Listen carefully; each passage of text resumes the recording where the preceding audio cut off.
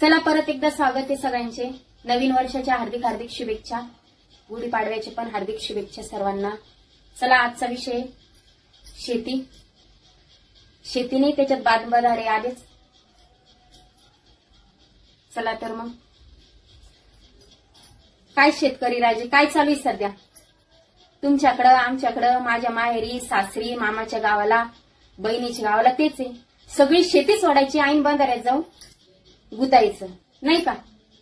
काय भेटतं बरं आपल्याला बंधारे करून? तो इकून कोरतो ते तिकून कोरती. फक्त 2-3 तासासाठी 2 तास शिल्लक लागतात ते. आपण करतोय कोणासाठी करतोय? मुलांसाठी ना. मुलांना आहे का आवड शेतीची? शेतीकडे बघून तरी मुली देताय का आपल्याला कोणी?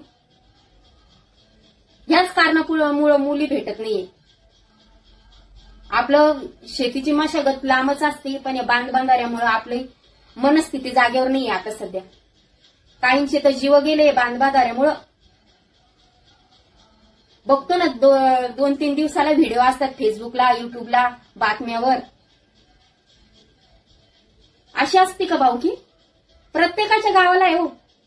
माझ्या माहेरी झालं, सासरी झालं, प्रत्येक ठिकाणी तेच आहे. हे विषय खूप जणांनी मला सांगितलं कमेंटमध्ये, ताई शेतीविषयी घे, बांधबांधाऱ्याविषयी घे, हा विषय घे म्हणे तू. हा विषय मला पहिलाच घ्यायचा होता. तेच करायचंय का आयुष्यभर?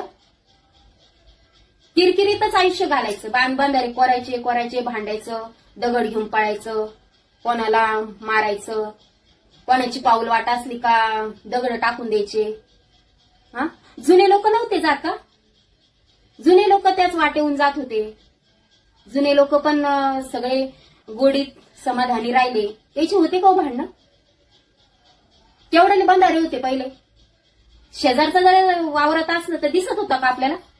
आपल्याला आवाज द्यावा लागत होता. तेव्हा म्हणत होतं मी आहे अजून, मी जाता वेळेस आवाज देतो.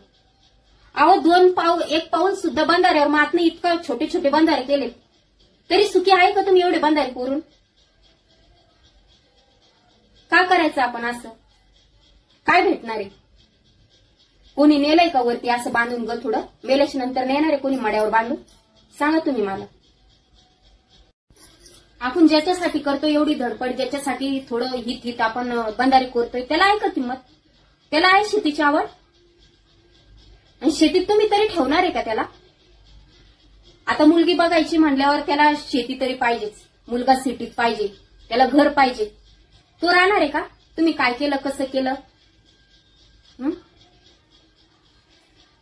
का मड्यावर बांधून नेणार तुम्ही सगळे?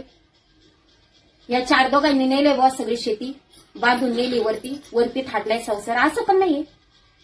जिंदगीमध्ये वन्स मोर नाहीच आहे ना. एकदाच जन्माला यायचंय, एकदाच जायचंय सर्वांना.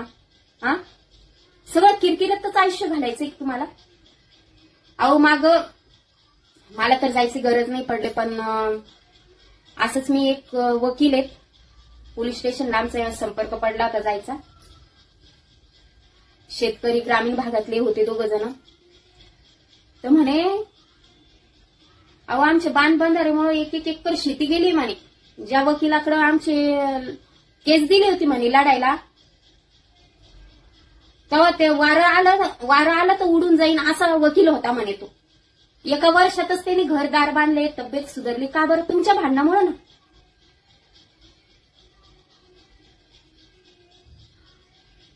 बांधबांधाऱ्यावर वकिलांनी घरावर घर बांधले, तळावर तळक बांधले.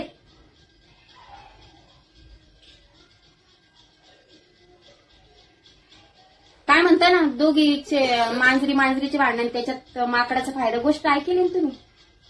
नाही का? कशाला भांडणं करायचे दादा? मरण कोणाला चुकलंय का बरं? कशाला मरमर करायचे? जेवढं आहे तेवढं आपल्या बाप दादाची जमीन आहे तेवढ्यात पिकून खाना तुम्ही. कशाला कोणाचे बांधबांधारे कोरायचे? पहिले जुन्या लोकांनी झाडं झुडपं लावलेले, त्याची हिंदणी आहे बुवा, तुझं इथून आहे, तुझं तिथून आहे. राहू दे तसे बंधारे. अहो बंधाऱ्यावरून चालायचं म्हणलं ते 1 पाऊल नीट बसत नाहीये. पडताय म्हाताऱ्या बायका. भरपूर ठिकाणी बघितलंय मी. तेच करायचंय का आयुष्यभर सगळ्यांना?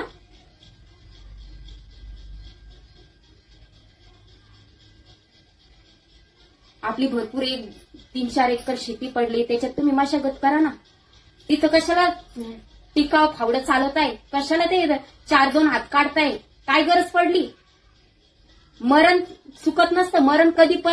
काही तर नमुने असे दुसऱ्याच्या जीवावर जगले, याची शेती गीळ, त्याची शेती गीळ, याचा पैसा गुपचूप काढून आण, त्याचा आण, याचं चोर. त्याचं तर राहिलंय कसं ना. हा, त्याच्याच घरातल्या लोकांनी लुबडून खाल्लंय ना त्याला. प्रत्येक गावात असे नमुने असतात बरं का, कोणाचं कसं लुबाडायचं.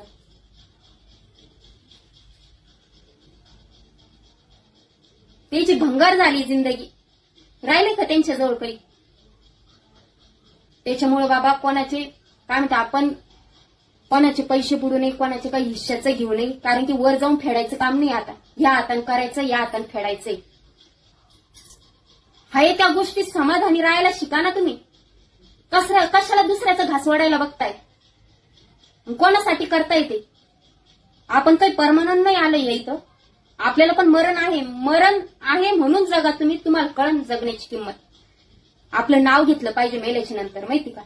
हा व्यक्ती चांगला होता, सोबत तर काहीच येत नाही, पण एक नाव घेतलं पाहिजे. आपल्या मुलाच्या कानी सुद्धा हे नाव पडलं पाहिजे, हा आमकाम कमेला ह्यो दादा असा होता, लय प्रेमळ होता, लय माणुसकी होती त्याला, खरंच चांगली बाई होती, संस्कारी होती. हे आपल्या मुलांच्या कानी पडू द्या ना, गाजू द्या ना आपलं नाव. का असंच आयुष्यभर लुबाडाचं आहे, याचं लुबड त्याचं लुबड. आणि आता देव कसं आहे, 4 दिवस आनंद, काय म्हणते 4 दिवस सुखाचे राहते, 4 दिवस दुखाचे असते. 4 दिवस सुखात म्हणलं तो राजा माणूस म्हणून जगला हो. आता बघा त्याची हाल. आता कोणी विचारतंय का त्याला.